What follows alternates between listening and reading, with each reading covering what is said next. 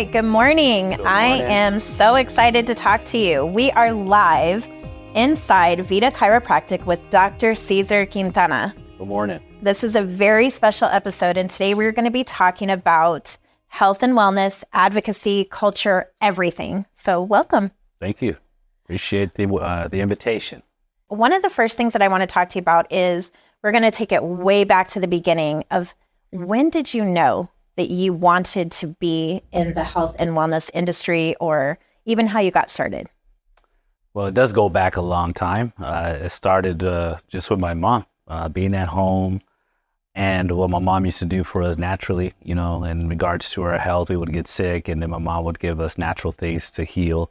And she would invite, you know, these ladies over, and she would have these ladies do these certain types of manipulations when we were kids.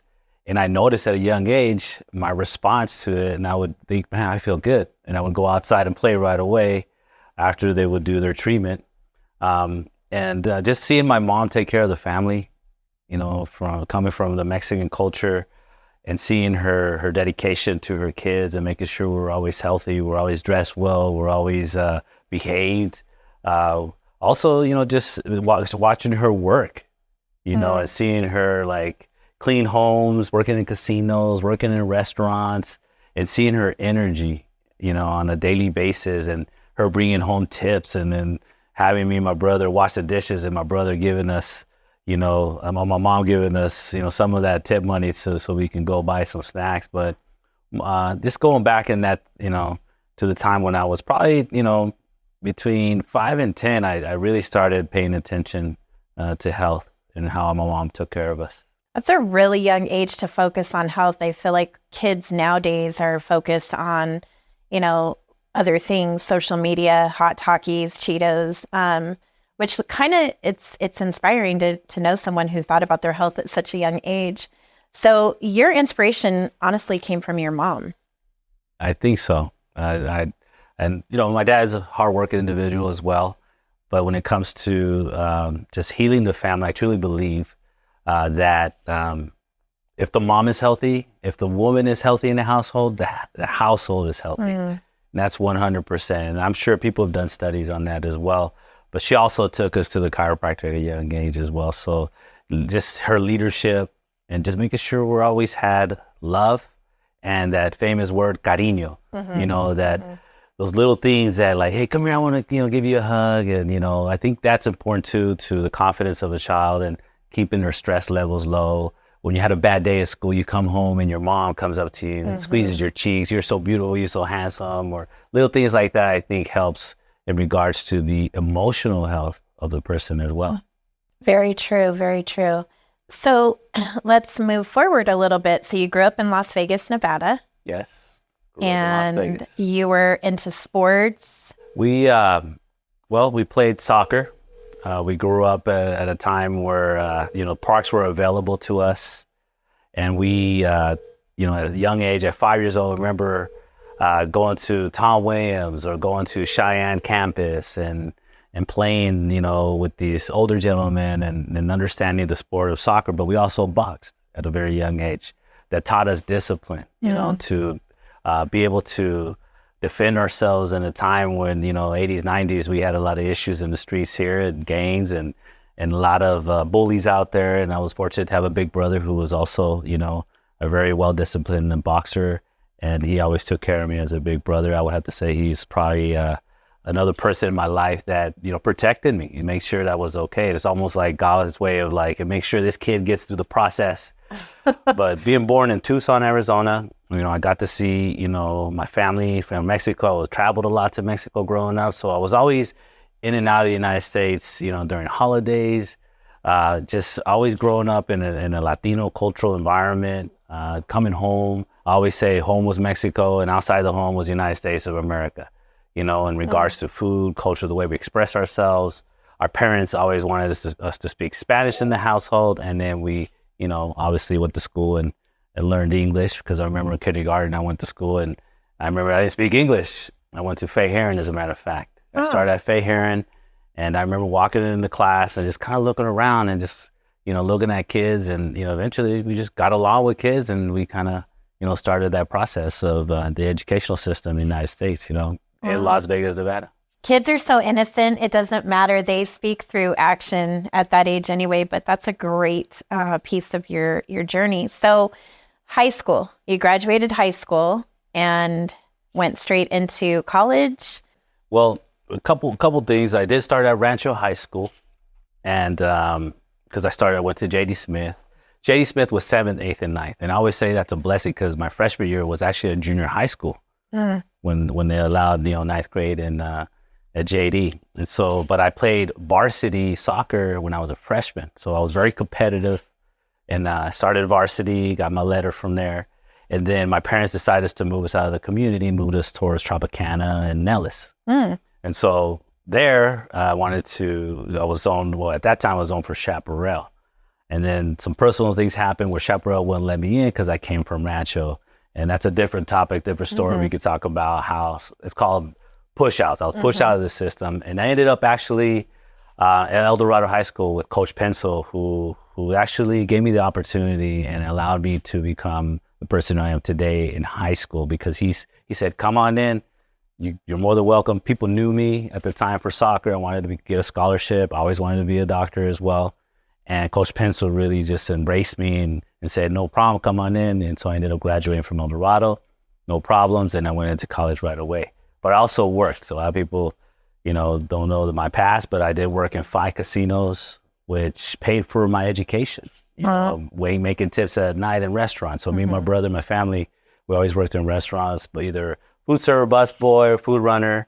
And that's how I maintained my lifestyle at that time, having a car, paying my own stuff, and graduating from high school, graduating from El Dorado. I'm very blessed to have gone there. I think if I did not go there and stayed at Rancho, I don't think Rancho would have been, very helpful in my profession. But I ended up going through CSN, went through that process right away, taking courses, and, just working at night. That's why kids today, they tell me, oh, I can't do it. I'm like, no, you can do it. Yes, you can. You can go to school, and if you don't have the money, you can work, and you just got to keep going. And so my experience, I think, helps others because of the hard work it does take. The times when you're tired, you got to get up. There's no other way around it. And you got to keep go rolling forward and not looking back. Kind of like a frog, just leap forward, never leap backwards. So what was your first job? Do you remember? Yes, my first job was in this shopping center where Vida Chiropractic is today, which is Burger King now. I used to be a Sizzler. I was 15 years old there when I first started working. Me and my brother, my mom went to eat there one day. Sizzler was like our buffet around this area. So at that age, I used to skateboard around here. We played soccer. And one day my mom said, hey, let's go eat at Sizzler right after school. And so she was seeing her boys grow up, and she was afraid of what might be happening in the neighborhoods. So she said, okay, let's go eat. We ate. We got off the table. My mom says, come with me. All of a sudden, I looked at my brother. I was like, hey, did you do something? Because my mom's, our mom's voice tone changed, right? So she said, come with me. And so we went to the front of the restaurant at Sizzler here, right outside the office here. And she goes to the front and says, can I speak to your manager? And we looked at each other kind of funny. We were like, okay. So this gentleman at the time, who was Matt, his name is Doug, comes out and he says, how can I help you? She goes, with her accent, she's like, you see these 2 boys? They're ready to work. So she put us to work there as dishwashers at night, making $4 an hour. And that's how I started to work with Sizzler. Wow, the good old days. I remember, so I too went to El Dorado, go Sun Devils. But I think my first job, if I remember correctly, I worked at Leatherby's Family Creamery on Sahara. And something that you'll learn through this episode is we're both from Las Vegas, Nevada. So we kind of have a little bit of history here in itself. And it's really exciting to be doing this episode here in your office because we get to give the audience a real perspective on all the different things that you do, your culture, your history. So my next question to you is, why did you stay in this community where you are, which is East Las Vegas? What is the passion and purpose behind you being here and staying here? I think it's just, others have helped me before, and I think it's just keeping that light lit for that path for others. So, when kids come in here and they see a Latino, Mexicano from Las Vegas and they hear my story, I don't only adjust them or parents. I tell them my story. I was like, hey, I was, working in casinos. My dad did construction. My mom worked in housekeeping. And so I just want us to be able to sustain what we have. I want Abuelita to stay in the neighborhood. I want that, gentrification process does happen. When we arrived here in the late 70s, my family's been here since 78, 79. This wasn't a populated Latino community, and it just started changing because of the construction and, the opportunities. Now, us being now third, fourth generation Latinos, I feel like us as parents, a lot of these parents are now putting these kids at the university level. UNLV is full of Latino, Hispanics, or Latinx individuals who are coming out with, professions. Yeah. So for me, it's just being able to, carry that torch and not be afraid to talk to people and tell them, hey, look, we got to do something more than just be a laborer or a laborer in this country. Nothing against that. My parents did it. But I think because they did it, I think they allowed us to, maybe get a little more education to understand that, education is a toolbox for you in your life. So when a problem comes around, you just pull out the toolbox. Also to defend your rights and your opportunities. A lot of times, we're a big part of this population, but economically sometimes as a small business owner or just in general, we don't have that money coming towards us where we should have more home ownership, more business opportunities, entrepreneurial. So it's not just chiropractic. Chiropractic for me right now in my life, it's just, I look at it, I'm like, wow, it's been a process where I'm like, man, this has done so many things for me, And I think as a profession, it's helped me to, yes, deal with health and wellness, but also deal with the community and be able to say, hey, let's keep working together.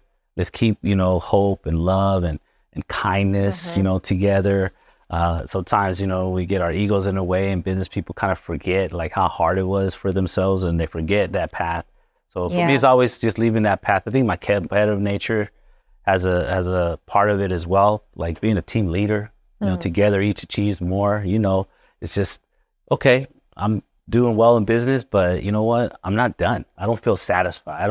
I always say there's something else I have to do, and that's how I wake up every day. And obviously, I do have a family. I got a son who's 14 and he's, going to teenage, he's playing sports, playing basketball. And I'm seeing him like, wow, he doesn't have to go through the things that I went through just to get to this process, and seeing the processes in my life kind of like converge to a parent now. And I see him like, I want to give him the opportunity, just like anybody else. But shine a light towards this way is very important for us, not just on Las Vegas Boulevard. A lot of people, there's a Starbucks here. People don't know that. There's chiropractic, there's a clinic, there's insurance, there's a Cardenas, there's a Burger King, there's other things other than my business. I want people to converge this way. When they pull off the freeway and say, wow, they look at the Latino community, man, they're doing pretty good, And that's what my goal is, not only as a chiropractor, but as a business person and just, be a good leader. What can people expect in the sense of, they come in here and they're hurting or something's going on with their body. And me being a personal patient at times, I know I've come in barely being able to stand up and then I leave standing up. So I know what to expect, but let's talk deeper into that. Like a new patient comes in and either they've been in an accident or something's going on. What's one of the first things that you do? First thing is, just greet them properly. Working in 5 casinos in Las Vegas Boulevard, seeing all kinds of people from all parts of the world, is greeting somebody and having the front desk greet that person with a smile and just welcoming them into, a process of healing. So by the time, from the time they walk in the door to when they come back with me, we basically have them, fill out the information, we greet them, and then I'll take them back. I'll do a consult, right, an exam. We'll take an x-ray, and we'll do a full spine examination in regards to what their condition is, and also just making sure they feel comfortable in expressing themselves through their pain. Sometimes people don't want to talk, but, it's important for me as a doctor to gather that information, how it started. I do get a lot of referrals, a lot of personal injury. So, and I do, a consult in regards to chiropractic. And chiropractic means chiro means hand, practic means done by hand. And we'll go through the full analysis of what a subluxation is, point out any issues on the x-ray, And then from there, we go to the adjuster room and we start the process of healing by giving them a specific chiropractic onset adjustment. And so when adjustment, happens, you have to tell them, make sure you ice afterwards.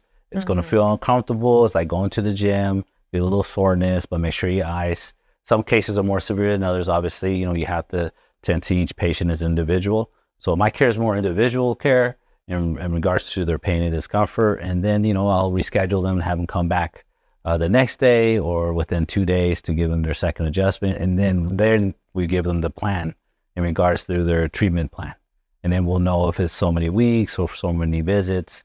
And then we'll basically re-examine them, and then we'll get into wellness, which is more maintenance. My goal is always to tell them, come when you're feeling good. Don't come when you're feeling bad. So when you're talking about chiropractic health and wellness, how important is it for people to understand that what you just said, even when you feel good, come in, get adjusted, get stretched? What difference does that make for our health and wellness overall? I think, in today's world, we live in a technological world. Obviously, there's a lot of emotional stress. So I think if you physically feel good, it affects your emotions. And if, you feel emotionally good, it affects your physical, right? So being in maintenance, it's just like a car, you change the oil so your engine can run, and it's like going to the dentist, brushing your teeth, make sure you don't, you prevent cavities. Same thing with spinal decay is you want to prevent, you want to be able to have proper motion in your joints to be able to maintain integrity of your joints. And also, most importantly, is to make sure the brain's communicating properly with your body. And chiropractic was founded on making sure the brain communicates with every cell, tissue, organ in your body. So when it comes to maintenance and prevention, it's a mindset. And not everybody, I've been in practice in 4 states, right? Arizona, Florida, here in California. And each city I lived in is a little different perspective. Some people are a little more educated in wellness. They come in already prepared. I just want to get a wellness adjustment. Oh, good, perfect. That's a dream patient for a chiropractor, right? But then, my responsibility as a leader for the community in regards to health is to educate them to understand it, make sure they have different analogies as far as, pointing them in that direction, but making sure they make the decision because, yes, traditionally a doctor could tell you, and most people, especially the Latino community, they respect the doctor, so they'll say, yes, doctor. But I think now, with regards to, people's health in the Latino community, is just making sure that, hey, look, you're valued. We need you to be healthy. Why? Because you're building Las Vegas. You're taking care of the restaurant. You're taking care of the house. You have your own business. So we're a big part of how Las Vegas is run. And for me, I want to make sure that they're taken care of. And also the general public. They're working in casinos. They're working in the industry. They're working. We got a base here as well. We have we have Amazon. A lot of young kids are coming in more often because Amazon's, it's very busy for them. So, those kind of perspectives. Well, I think what we should do next is you give us a tour so that patients can see and future patients can see what you have to offer. But the dream patient, so we're looking for the dream patient, meaning the person who wants to take care of their health and wellness. So this is a little insight onto what is coming for the future in terms of health and wellness with Dr. Quintana. And our next step is we're going to do some behind the scenes and show what the patient can expect when they come in. It was so great talking to you today. And thank you for allowing us to come in today, and so much more to come. So let's gear up and really start to convey the message of come in when you're well, not just when you're sick. And you have a doctor here locally who cares about your overall well-being. So thank you so much. Thank you. Let's go take that tour. Appreciate it. Thank you. Welcome to Vida Chiropractic. Come on in. Over here we have the front desk area. We have the sitting area here. Just want to welcome everybody to Vida Chiropractic, where the healing begins. As you can see, we have real life plants here, as you can see in the front area. But come back this way. We'll give you guys a little tour. Over here, I always have positive quotes. I think it's important for a long life is to have a positive mental attitude. And dream big is very important to me. Come on this way. Give you guys a little tour of the adjustment rooms over here. We have one of the first adjustment areas. There was always going to be art over here. As you can see, this is where we adjust patients. And then down the hallway here, we have a nice little mural design from a young artist. Ramses. He spent much time on here. This is the wall of suns and also some positive vibe here for patients. And over here is just some historical stuff for Latino leaders. Cesar Chavez is one of my leaders in my life that I always respected. And some Latino cultural Aztec art. Down the hallway over here, we take our patients back over here to the therapy room. We have the therapy bed, the massage chairs, where people relax. And then down this hall over here, we have a similar room, massage beds as well. And then also the adjustment room on the other side as well. So when you come in here, you will lay you on the bed for a little while. We do have these plans where people get the wellness plan for the family or family plan. Then we bring them over here to the adjustment room. We adjust them in this area. You can see, once again, I have art in here. This is Latino art. This is a cool piece from my favorite artist, Moises, famous artist from Phoenix that we became friends. And he also grew up in Southern California. Another wonderful individual come this way. We're here. We start the process here in the consult X-ray room. We have digital X-ray, as you can see. So we first bring the patient back. We take some X-rays. We do the consult here. And then we explain to them chiropractic and the importance of getting adjusted. And then over here to the wall here, we point out the nervous system. You can see it does light up so people can understand how the nervous system works. And then basically let them know that if they have subluxations, which are misalignments causing nerve pressure, as a chiropractor, chiro means hand, practically is done by hand. As a Gonstead chiropractor, we focus on specific adjustments, but it all starts here first, and then we take them to the front area and we give them a specific adjustment. Just want to, thank everybody for this opportunity. Anybody who contributed to me, chiropractic is important in your life to maintain a maintenance perspective. And then when the patient is done, usually from the consult exam, we bring them back here to the front, and the staff will guide them through the process of getting adjusted.